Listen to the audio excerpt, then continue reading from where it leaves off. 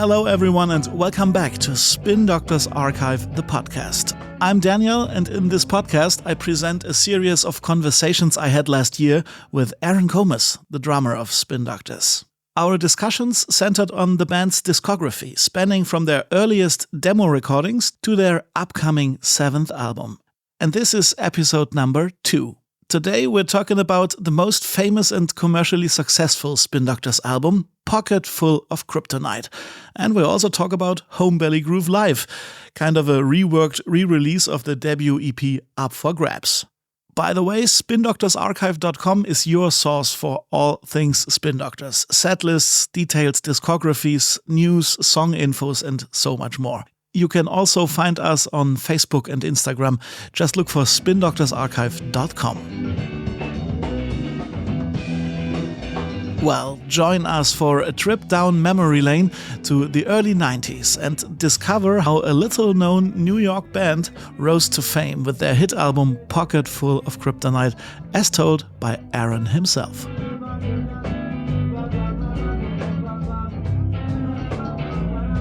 Aaron, great to have you here. Great to be back. I think every Spin Doctors fan in the world knows the album we are talking about today. It's Pocket Full of Kryptonite. Today it's considered a classic and everyone knows it. It's your bestseller. It's an album that sold millions and millions of copies and it still sounds very fresh and very, very good. Let's talk about it from the perspective back in the day when you made it. And of course, I'm interested in hearing what you think about it all those years later. Okay, well, we were definitely really focused and excited to make that record. It's going to be, we had done the EP thing and we were really excited to put out a great record. I remember at the time we were all really interested. We were listening a lot to Living Colour was big, and we loved their first record, and Change Addiction, Been Caught Stealing record was something we played a lot. And, we just wanted to make a record that really sort of showcased the four of us. I remember we used to, even though we don't sound like them, we used to use Van Halen as a reference because the way you listen to Van Halen. Yeah. Okay. Because Van Halen 1 was four guys. Everything was sort of louder than the next thing. It was just, and we actually use that as a reference a lot. We want to make a record that's kind of sounds like Van Halen. And so, like I mentioned to you in the last thing, we did 2 sessions. So the first session for Pocket Full of Kryptonite was originally supposed to be an EP. Yeah. And then we decided to do the live EP Up for Grabs. So the songs that made Pocket Full of Kryptonite from that session were Two Princes and Shinbone Alley, Hard to Exist. Yeah. We also recorded How Could You Want 'Em? And I think we might have done Hungry Homids and maybe something else, but we only used the 3 versions that I just mentioned. See. That record was produced, that session was produced by Franco Versa, and it was recorded at the Power Station, which is the best sounding room in the world. I mean, the drum sounds in that room are phenomenal. And it's not there anymore, right? Or is it? No, it is. It closed, but Berkeley bought it and it's back in business, which is great. It was called Avatar for years. Yeah. Now it's called the Power Station again at Berkeley. And they left everything the same. So anyway, but that room is just incredible. And it's quite an honor for a young band to record there. Yeah. I mean, there was a lot of history in there. So you walk into this place and all these incredible records that have been done there. So it was a big deal. We're walking into the Power Station and, for a drummer, particularly, I've done a lot of records there over the years, but nothing like that first time going in there. I had my Brady kit, everything set up, and it just sounded incredible, Yeah. So sonically, there's something really special about that record, and particularly Two Princes and the Segway, which were recorded in that room. But Two Princes, those 3 songs, I think more than the rest of the record, we did some pre-production with Franco Versa. We had a room for a couple of days. We really sort of worked out those arrangements. And that's where we slowed down Two Princes. I think Two Princes really took a turn. And I personally believe that I don't think it would have ended up being the big major hit it was if we did it the way so you had that old version in mind, which ended up on the Piece of Glass demo, and you were like, we need to change. I never liked it. I never liked the tempo. I never liked it. I always thought the song was too fast.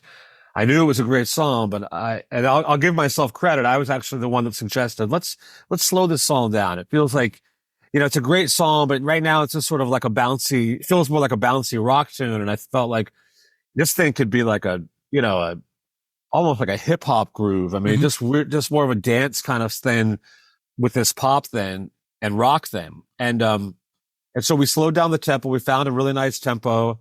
And then we did some things in pre-production. I got to give Frank Aversa credit. He really there's some like stops and starts and little subtle things that we weren't doing. If you listen to the version on Piece of Glass. And so we had a really nice arrangement of it, and then we just recorded it. And really it's like, I mean, I'm a believer that to have a hit song, it's difficult. There's so many deserving songs out there that should have been huge hits. Yeah. The stars have really got to align for that to happen. There's a lot of things. Were you aware that you were sitting on gold in a way with those songs, or did you expect them to get big? Not really. I knew that, I think anyway, not really. I think we all knew that a couple of those songs we used to call them our white bread hits. We had jokes with our manager, like Two Princes and Little Miss and Jimmy Olsen and Big Fat Funky Booty and What Time Is It? We always called them our white bread hits. Yeah. And then we had like Shinbo and Alley and 40 or 50 and the more jammy rockin' tunes. Or complicated in a way, more complex songs. Yeah. So, but with Two Princes, I mean, I think it was like, it all started like, when we recorded it that day, everything just hit. We just played, great. We got a really good version of the song. I don't think we did too many takes. We tended to be a band that didn't do like 100 takes. Often on most of our records, these songs are first, second, or third takes. It's very rare that we'll labor over something too long. And Two Princes just worked, and I think everybody played great. It's also very simple. It's drums, big, fat drum sound, Mark's bass playing he's got a great bass line. He's playing with his fingers. Mm-hmm. It's not thumb. So there's a real openness to it. So there's a lot of space in there. Eric, we rented this incredible Les Paul guitar from Artie Smith. Artie Smith was the guy that would be at all the big sessions. He'd tech drums, he'd tech guitars. He always had a huge list of gear you could rent from him. So that was a really expensive rental, that guitar, but it was worth it. And the sound of Eric's guitar is just so cool. It's big and distorted, and he's playing this great part. And so the music, me and Eric and Mark, is just a very simple sort of groove, and there's not a lot of overdubs. So I think it really just popped on the tape. And Chris's vocal, incredible vocal, incredible song, great lyrics. He did a beautiful vocal. And again, there's really no background vocals until the end of the song. And then, that's John Popper doing the low harmony, and Chris is doing a high harmony. And there's a tambourine, and that's it. So it's a very simple recording, but sonically it's incredible. And I think that really helped a lot too, because when it finally got on the radio, it really stood out. There was something unique about it. Like, wow. And I remember at the time, people would always say man, I mean, obviously I got a lot of props on my drum sound to this day, people are like, it's like the best snare drum sound I've ever heard. And I've been chasing it myself for 30 years. I mean, it's just like, it's like when everything just sort of comes together, So anyway, so that was, not to talk too much about that, but that was sort of the story of those three songs. And then we got sidetracked and we were touring. We ended up doing those Up for Grabs thing at Wetlands. Yeah. Then we came back to do now we got to finish Pocket Full of Kryptonite. We have to decide what we're going to use from that session and what we're going to record now. And we loved Peter Denenberg from working with him on Up for Grabs. So we decided, let's just go in the studio with Peter and Frankie. So Peter and Frankie and us produced the rest of that record. And we went to RPM Studios. RPM's a great studio. We recorded Piece of Glass there. Piece of Glass already there, yeah. Eric had worked as an intern there years before. It was right in the East Village. It was just a great vibe, you know. It didn't have quite of the same sonic qualities that the Power Station had, but it was a nice room, it had great gear, and we made it sound great. Mm-hmm. And we recorded the rest of the record, which, you know, I remember they were great sessions. We had a really good time. Those sessions were a bit more, I don't even think we did pre-production for those. Those were more like, we just went in there, you know, all those songs we had already played, like, I mean, hundreds of times. Because, Yes. you know, we'd probably already done, what, 300 or 400 gigs at that point? Yeah. Maybe more. So they were really road tested already, and you know what you had to do to. We were a well-oiled machine, so we knew what we had to do. But I will say that we made a lot of the coolest moments from that record were changes that we made right there on the floor. Like for instance, Refrigerator Car. Again, listen to the version on Piece of Glass, right? Yeah. There's no drum intro, right? We just come right in. So that happened right there. And I was just messing around before a take. I had the idea to like play that rhythm of that that guitar riff. That weird measure, yeah. Yes, exactly. The one in 9/8. And I started messing around thinking, oh, this is kind of cool. And then Eric was standing there, he's like, that's awesome, man. And then he started playing, and we were like, let's make that an intro. And that's all it was. And then we just did it. And then boom, we had this killer fucking intro to Refrigerator Car.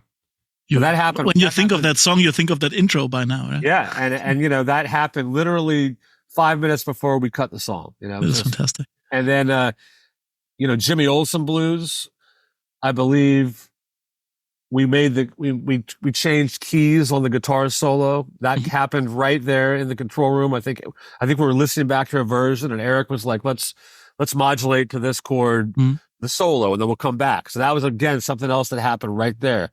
You know, Little Miss.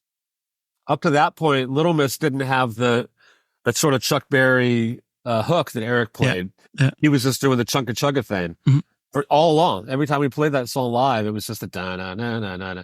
Never had that, and that didn't. We recorded the track, and we were working on it. And Chris was doing vocals. We were listening to it and digging it. And then later, when we were doing overdubs, Eric came up with that Chuck Berry riff. So that was another thing that just happened there that really lifted that song a lot. I'm trying to think of other little things. Those are some, you know, big arrangement things that happened like right then and there. The guest appearances by John Popper, were they on purpose or were they by accident? Yeah. No, we knew we wanted to have John. You know, John's always hanging around anyway. He'd be coming in. I don't know if we like thought about it, if he was just there and we're like, hey man, why don't you play a harmonica solo on this? But whatever it was, he played a harmonica solo on More Than She Knows. I remember we were joking with him, like, you know, could you play a few more notes, buddy? And I mean, because, you know, it was just classic Popper. And I think he probably just did one take, and it was just like, oh, okay, that's go home. And he's on Off My Line as well. Off My Line too. That's right. We had him do Off My Line, and so that was great. We knew we had to have Popper on the record. I mean, he's Popper. We're so close with the Blues Traveler, and John was always, to this day, is like an honorary Spin Doctors member. You know, he played our first gig with us. So it was great to have him on the record, you know. So you have like these 11 songs, 10 tracks, and you're finished with that. You have talked about the sequencing of the album and so on. And did you get the feeling, wow, this is perfect? Or did you think there was room for improvement? How did it feel back in the day? I mean, by now we're looking at the classic, and I'm always wondering, did you feel the same way back in the day? Yeah, well, I want to mention one other thing, because we did have another guest, John, my good friend John Bush, also guested on that record. He's playing congas, right? Yeah, he's a great drummer, percussionist. Yeah. I grew up with him in Dallas. He plays in Edie Brickell and the New Bohemians, and I think he was just in town, like they might have been doing something, and we were like just hanging out that week, and you know, it was just one of those things. Like, you know, he was hanging with us. I think we were doing some mixing or maybe some final overdubs. The record was pretty much done. We were up at Peter's place in Mamaroneck, and John came up and he played congas on How Could You Want 'Em, and then he played some killer tambourine on Off My Line. So I think him and John were the only additional musicians on the record, right? Yeah. So anyway, going back to your question, yeah, I mean, I think once we finally like finished everything, and we decided what songs we were going to use. We decided, okay, we're going to take Two Princes and Shimbo and Hard to Exist from that Avatar session, and then we're going to take these songs from RPM, because there was a lot of others. There were definitely some songs that we recorded that didn't make it. So you had a lot to choose from. Yeah, we had a lot to choose from, but it was pretty obvious. I mean, the cream rises to the top. We had so much material, and we had to pick 11 songs, right? And we didn't want to put like 20 songs on the record. I mean, this is the very beginning of CDs, so all of a sudden you could make records longer. But I think we all agreed we want to stick to the original LP format. We wanted to feel, and they were still making cassettes and vinyl too. So you still sort of thought in terms of A side and B side, and we were very aware of that.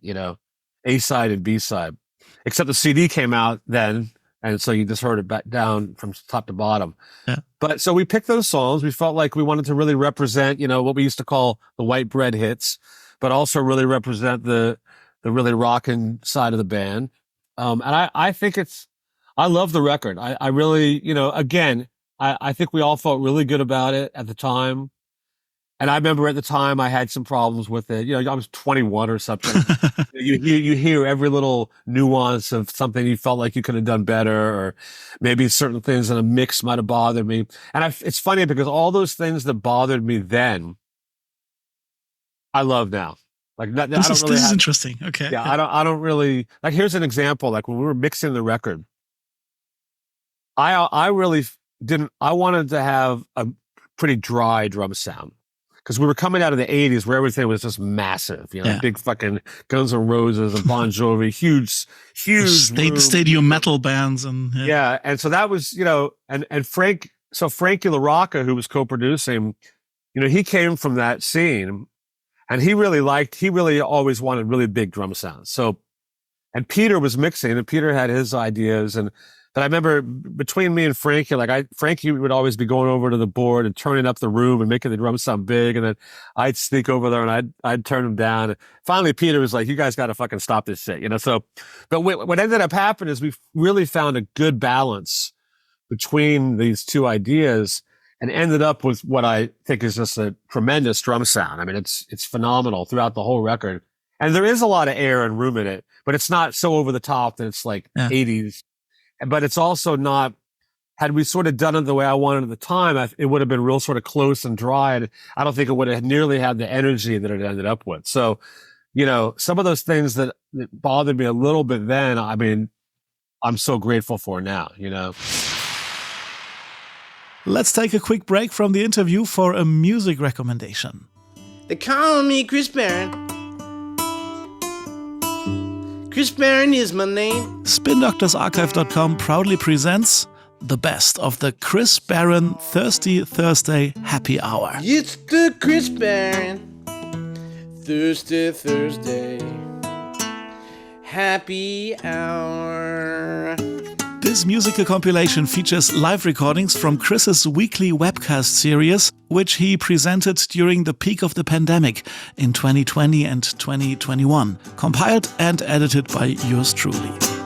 My jeans said, Dad, I wanna go to Hollywood and be in the picture shows. And he said, no, I'm up. I simply picked my favorite performances from the 2021 run of the show and created a live sampler for everyone to enjoy. These things and others I find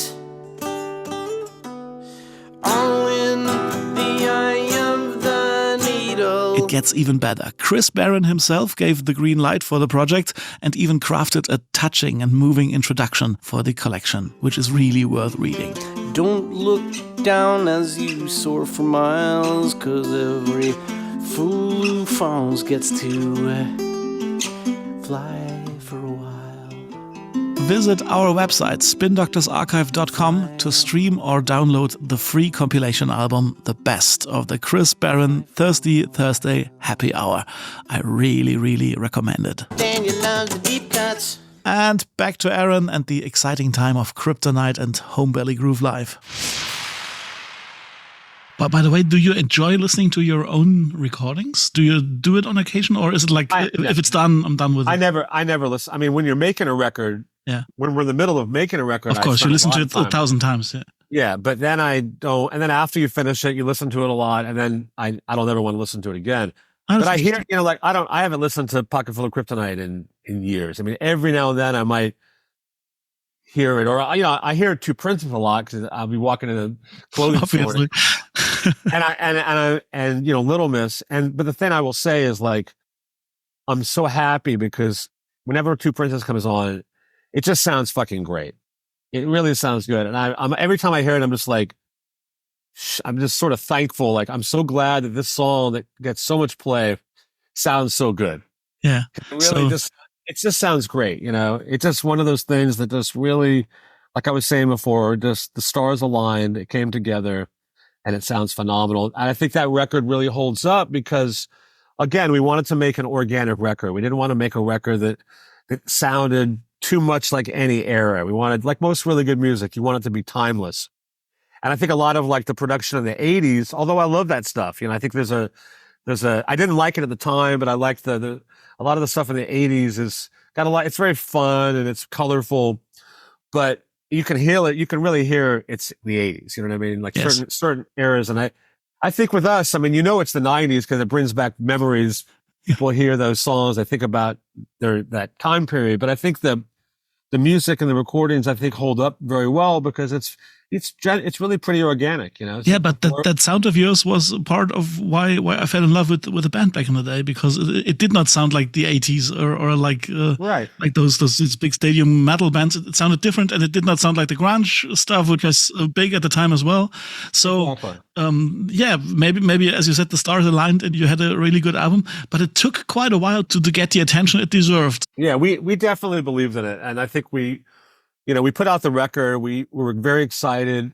I don't think we had any like massive expectations that it was going to be this huge hit. Yeah. But we really liked it.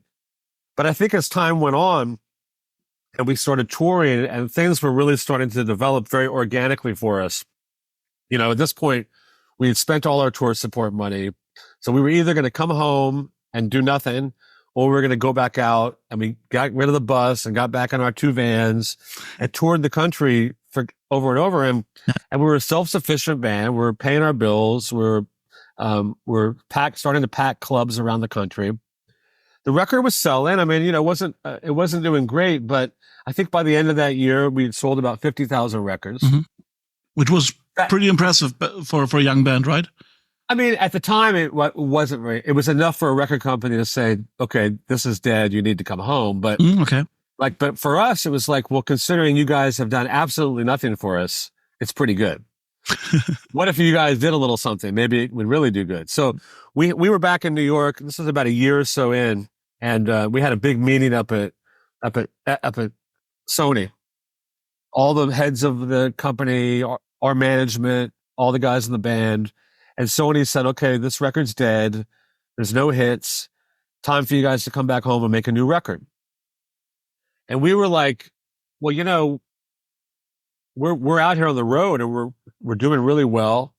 We see a great reaction. People are like singing along with our songs, particularly songs like Jimmy Olsen Blues and Two Princes and Little Miss Can't Be Wrong. What Time Is It? These songs really seem to be striking a chord. Like, what if you guys like maybe tried to like put one out, and they were just like, no, these are not hits. And you guys don't have an image. You guys just wear the same clothes on stage you do every day. It's just, you need to make a new record. So we're like, whatever. So we left and I remember we huddled outside of Sony, the band and our manager and Jason. And to David's credit, he said, fuck this. I've seen this before. You guys have got a great buzz. I really think we just need to go back on the road. Something is going to happen. I've seen it before. He managed Meatloaf. He was the guy that did Bat Out of Hell. And he said, I saw the same thing with Meatloaf. The record was dead. Nobody was paying attention to it, but we were doing great.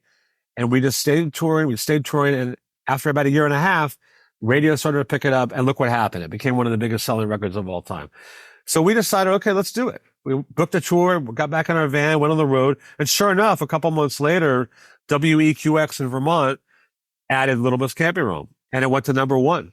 And the guy, Jim McGuinn, wrote a letter to Richard Griffiths, the head of Epic, stating you guys would be fools not to release this band, as you know, put some money behind this band. This record should be gold at least, you know. And so that was what lit the fire, and they ended up releasing Little Miss to rock radio. It very quickly became a hit. Then they did a video that got all over MTV, and then everything blew up, you know. So again, and you know, I've told this story a lot, but it's a good story because had we not believed in the record and had we not stuck to our guns, we wouldn't be having this conversation. I probably would never have met you, and we wouldn't be talking. We wouldn't have been talking about this right now. So it's great. Fantastic story. Great it went the way it went. So how does Homebelly Groove fit into the whole scheme of things? It was like released in 1992, and you were still touring with the Pocket for Kryptonite album, but it wasn't big yet, right? Kryptonite was it was starting to take off, you know. So what Homebelly Groove was is it's really one thing and one thing only. It's Epic Records trying to make more money. I see. Because they were like, okay, we're happening now. Kryptonite's selling. Let's re-release Up for Grabs, but add some more songs to it and change the title. You know what I mean? So that's all it was. And then we were all for it. I mean, because it was like, great, we're going to put out some more. We're going to give Up for Grabs now a chance to get heard. And we're going to add some more songs. We had a whole concert from that Wetlands show.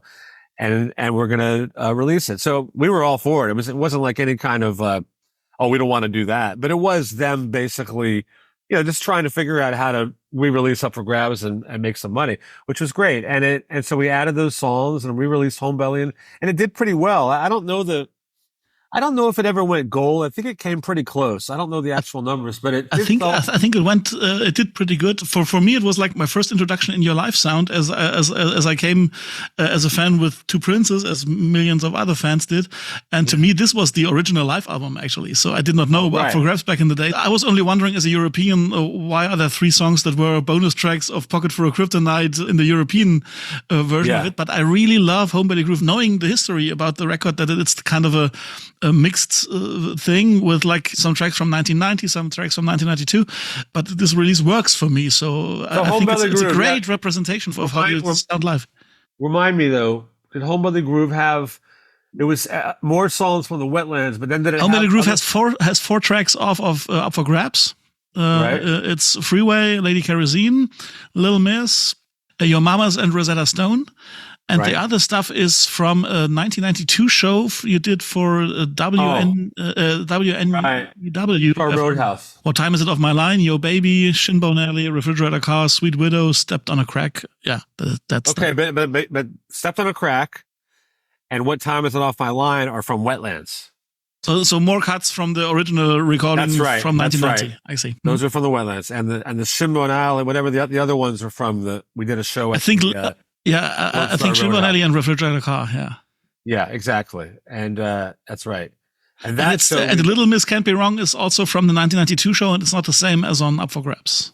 So this was my mistake. I'm sorry. Right. Okay. So was Little Miss on Up for Grabs? I don't think it was, right? Yes, it was track 5 on Up for Grabs. But Little Miss from Homebelly Groove is a different one. But I'm not 100% sure at the moment. Yeah, I think you're right because I remember that Roadhouse thing. I got to hear that Little Miss on Up for Grabs because now I'm wondering if Eric played the Chuck Berry riff then, because I think that was before. Unless we recorded Kryptonite, it's also possible that we finished Kryptonite before that that Wetlands gig, and that's possible. I mean, it is possible. As we were talking earlier, things happened very quickly and very fast. They did, and we were just so busy. We were touring, we were playing gigs, we were in the studio, and because now that you mention it, Pocket Full of Kryptonite had been done for about a year before it actually came out. So I do think that well, no, that's wrong, because Peter Denenberg, I met Peter Denenberg for the first time at the Wetlands for Up for Grabs. So, all right. Anyway. Yeah, we're talking about things that are like 30 years ago. So it's absolutely okay if you like mix up some dates or something like that. Okay, let's wrap it together for this chapter by telling me what are your favorite cuts of Pocket for Kryptonite. Oh man. Well, I gotta say Two Princes, because not only was it such a huge hit and has really kept us going for so long, I just think it's great. I mean, I think it's I don't know that we've ever recorded anything better.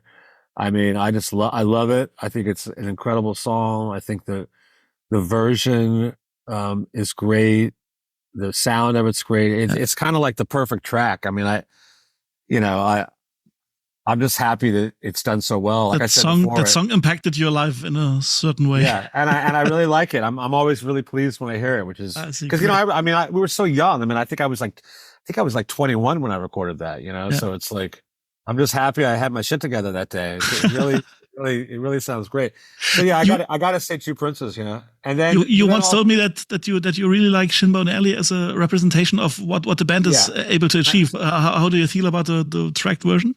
I think that may be my second favorite on the record. I think it's great. I think it's a great representation of the band.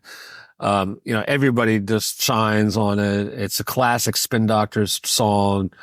You know, it's one of the quintessential Spin Doctors songs, I think, and it's a really good version. Great. So thank you very much for talking about Pocketful of Kryptonite and Homebelly Groove.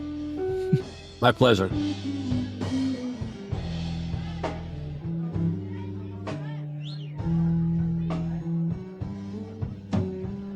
That was our interview number 2. And I checked again, Aaron was right. The version of Little Miss on Up for Grabs doesn't yet have the Chuck Berry riff, and that's probably one of the reasons why a different version was used for Homebelly Groove, the one from 1992. I'm Daniel Heinze. Thanks for listening. If you like the podcast, please give it a 5-star rating on Apple or Spotify and make sure to subscribe so you don't miss another episode. And for more information about Spin Doctors, visit me at spindoctorsarchive.com. The next episode will be about one of my absolute favorites, Turn It Upside Down from 1994. Until then, Mau Bi Jiao, people.